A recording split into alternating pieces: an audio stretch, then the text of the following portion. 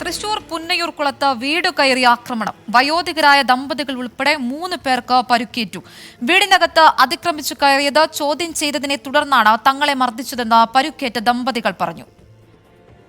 വിവരങ്ങളുമായി തൃശൂരിൽ നിന്നും സൂരജ് സജി ചേരുന്നുണ്ട്. സൂരജ്, വിവരങ്ങൾ.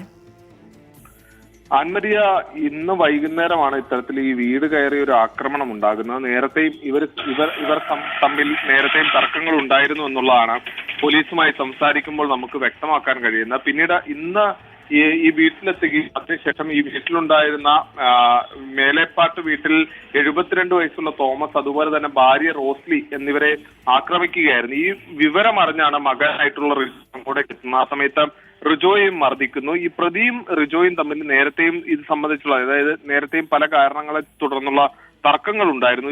ഇതിനിടയിലാണ് ഇന്ന് വീട്ടിലേക്ക് എത്തുകയും ഈ വീടിനകത്ത് അതിക്രമിച്ചു കയറി ഇത്തരത്തിലുള്ള അതിക്രമം നടത്തുകയും ചെയ്തതെന്നുള്ളതാണ് ഈ കുടുംബാംഗങ്ങൾ പോലീസിന് നൽകിയിട്ടുള്ള മൊഴി.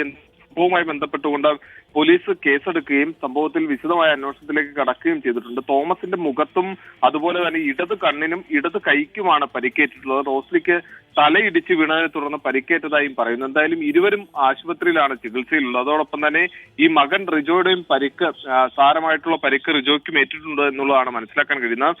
ഇവരെല്ലാവരും തന്നെ ചാവക്കാട് താലൂക്ക് ആശുപത്രിയിലാണ് ചികിത്സ തേടിയിട്ടുള്ളത്. സംഭവത്തിൽ പോലീസ് വിശദമായ അന്വേഷണത്തിലേക്ക് കടന്നിട്ടുണ്ട്. ആൻമരിയ.